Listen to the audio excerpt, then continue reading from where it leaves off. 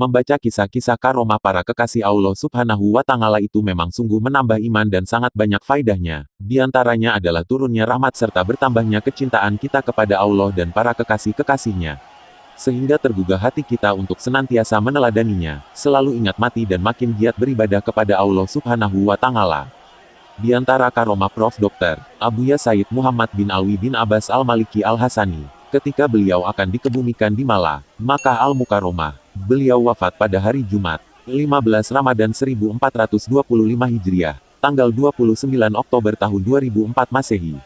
Ada beberapa orang dari keluarga beliau yang ikut turun ke liang kubur dalam proses pemakaman. Antara lain adalah Sayyid Ahmad, Sayyid Muhammad Al-Aidrus, Syekh Ahmad Musa, dan juga Habib Ali Al-Jufri, Hadramaut dan lain-lain. Ketika Habib Ali Al-Jufri ini hendak membuka kain kafan Abuya, ia jatuh pingsan hingga tak sadarkan diri. Namun, tidak lama kemudian ia siuman. Setelah proses pemakaman selesai dan para jemaah yang melayat pun mulai meninggalkan tempat, ada salah seorang jemaah bertanya kepada Habib Ali Al-Jufri tersebut terkait dengan kejadian pingsannya tersebut. Habib Ali Al-Jufri menjawab, ketika saya hendak membuka kafan Abuya dari sisi wajah, tiba-tiba saya melihat Rasulullah Shallallahu Alaihi Wasallam di depan saya. Lalu beliau Shallallahu Alaihi Wasallam bersabda kepada saya, Ali, tinggalkan ini, biar saya yang mengurusnya. Saya terharu dengan kejadian itu dan akhirnya saya pingsan tak sadarkan diri. Subhanallah. Karomah Sayyid Muhammad Alawi Al-Maliki dan mimpi murid-murid beliau. Di antara karomah Abuya As-Sayyid Muhammad Alawi Al-Maliki adalah banyak murid dan pecinta beliau yang bermimpi jumpa Rasulullah Shallallahu Alaihi Wasallam. Ternyata sosoknya nyaris sama dengan sosok Abuya Al-Maliki. Ini merupakan bukti nyata adanya itina, khosoh, perhatian khusus dari Rasulullah Shallallahu Alaihi Wasallam untuk beliau. Seperti dikisahkan oleh salah satu murid beliau yang baru datang dari Indonesia. Murid baru itu dengan teman-temannya ditempatkan di Utaibiyah, Makkah. Setelah 1 bulan mereka dipindah oleh Abuya ke Madinah. Ketika tiba di kota Madinah, sebelum berziarah kepada Rasulullah Shallallahu Alaihi Wasallam, mereka menempati Syukah Babul, awali hingga esok hari.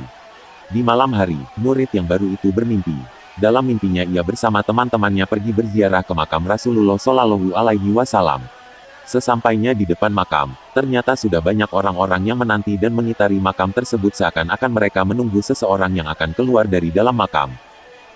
Murid itu pun ikut serta bergerombol bersama mereka.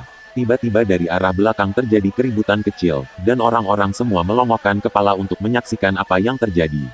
Ternyata di sana telah berdiri seseorang yang sosoknya nyaris sama dengan Abuya As-Sayyid Muhammad bin Alawi Al-Maliki. Sosok itu dikitari kerumunan orang yang berteriak-teriak ramah lantaran memanggil-manggil, Rasulullah, Rasulullah, Rasulullah. Entah mengapa, seketika itu juga si murid meyakini bahwa yang datang tiada lain adalah perawakan Abuya, dengan segala bentuk pakaian yang biasa melekat pada diri Abuya. Secara spontan pula murid itu mendekati dan merangkul Rasulullah Shallallahu Alaihi Wasallam. Terjaga dari tidur, dia duduk termenung memikirkan apa yang baru saja dialaminya dalam mimpi yang relatif singkat itu. Ia tidak berani bercerita kepada siapapun, sebab takut salah. Hanya saja mimpi itu terus terbayang dalam benaknya. Hingga suatu ketika ia bertanya kepada salah seorang teman seniornya, apakah ada di antara murid-murid Abuya yang pernah mimpi bertemu Rasulullah. Dan akhirnya dia mendapat keterangan, ternyata banyak juga yang mengalaminya. Dan di antara mereka yang mengalami itu juga menyatakan bahwa sosok Rasulullah, yang sering muncul dalam mimpi mereka nyaris sama dengan sosok Abuya As-Sayyid Muhammad bin Alawi Al-Maliki Al-Hasani. Sebelum kewafatannya, Abuya As-Sayyid Muhammad bin Alawi bin Abbas bin Abdul Aziz Al-Maliki Al-Hasani berdoa 3 hal. 1. Ingin meninggal di antara murid-murid dan kitab-kitabnya. 2. Yang mensalatkan di Masjidil Haram adalah imam yang cinta kepada beliau, bukan yang benci atau memusuhinya. 3. Dan meminta agar jenazahnya sebelum dikebumikan di Makkah bisa masuk di makam Sayyidah Khadijah Al-Kubra, istri Rasulullah Shallallahu Alaihi Wasallam. Pada kenyataannya semua yang beliau harapkan itu terwujud atas izin Allah Subhanahu wa Ta'ala. Demikianlah salah satu bukti kecintaan Allah Subhanahu wa Ta'ala kepada beliau.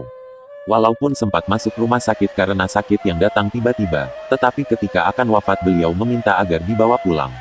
Dan akhirnya beliau wafat di antara murid-murid dan kitab-kitabnya. Ketika akan disalati di Masjidil Haram, saat itu imamnya adalah orang yang tidak beliau sukai. Tetapi ajaibnya, Ketika jenazah dimasukkan ke dalam masjid, si imam tadi seakan tidak bisa mengeluarkan suara sehingga dia mundur dan digantikan oleh imam lain yaitu Syekh Muhammad Abdullah Subail, seorang imam yang dekat dan cinta dengan beliau. Ketika puluhan ribu manusia mengiringi kepergiannya, keranda diusung dari Masjidil Haram menuju komplek pemakaman Malah. Lautan manusia meliputi jalanan, saat itu bergema tahlil dan zikir. Subhanallah. Ketika dekat dengan makam Sayyidah Khadijah Al-Kubro, tiba-tiba pintu yang menutup makam Sayyidah Khadijah terbuka. Sehingga jenazah beliau pun dapat memasukinya. Baru kemudian dikeluarkan kembali untuk dibawa ke Malah. Beliau adalah seorang yang kasyaf, artinya Allah membuka untuk beliau sesuatu yang tertutup untuk orang lain sehingga sesuatu itu begitu tampak jelas baginya. Bahkan perbuatan manusia pun tampak di hadapannya. Hal ini kurang beliau sukai sehingga seringkali beliau meminta kepada Allah agar menghilangkan kasyaf tersebut. Beliau pernah berkata kepada salah satu muridnya, Al-Habib Soleh bin Ahmad Al-Aidrus, "Wahai Soleh, sesungguhnya perumpamaan makam kasyaf dan jazab dibandingkan dengan makam yang di atasnya seperti anak perempuan kecil yang senang dengan bonekanya. Dia akan merasa cukup dengan boneka itu daripada sesuatu yang lebih berharga dan lebih mahal." Tetapi sesungguhnya karomah yang besar justru terdapat pada keistiqomahan beliau dalam beribadah, berdakwah, mengajar dan melayani umat. Cukup menunjukkan kebesaran beliau dan kedudukannya yang tinggi di sisi Allah menjadikan ilmu beliau manfaat, barakah dan murid-muridnya menyebar ke seluruh penjuru dunia menjadi ahli dakwah, ulama dan penyambung lidah Rasulullah Shallallahu Alaihi Wasallam. Demikian pula dengan karya-karya beliau yang terus akan dimanfaatkan dan diambil hikmahnya oleh manusia sepeninggal beliau. Banyak para wali Allah justru karomah mereka tampak pada karya-karya tulisnya seperti Imam An-Nawawi dan juga tampak pada keberkahan wirid-wirid yang disusunnya seperti Imam Abul Hasan Asy-Syadzili. Beliau memang sudah meninggalkan dunia yang fana ini tetapi tetap hidup di hati para pecintanya. Bahkan para ulama dan aulia, mereka tidaklah mati begitu saja. Mereka tetap hidup di sisi Allah dan tetap memperoleh rizki darinya. Ruh mereka bebas berjalan kemana mereka inginkan sama ketika mereka masih hidup di dunia. Sebab ruh para kekasih Allah tidak dibelenggu atau diikat. Hubungan beliau dengan para murid dan pecintanya terus bersambung sekalipun sudah berpindah alam. Banyak di antara murid beliau yang bermimpi mendapatkan petunjuk dan arahan dari beliau. Ketika mereka mendapatkan suatu masalah, beliau datang dalam mimpi untuk membantu memberikan solusi. Demikianlah para aulia, yang tidak pernah putus mendapat rahmat Allah sekalipun sudah memasuki alam barzakh. Mudah-mudahan Allah mengumpulkan kita bersama beliau dan para aulia, dalam keadaan ridha dan diridai oleh Allah Subhanahu wa Ta'ala.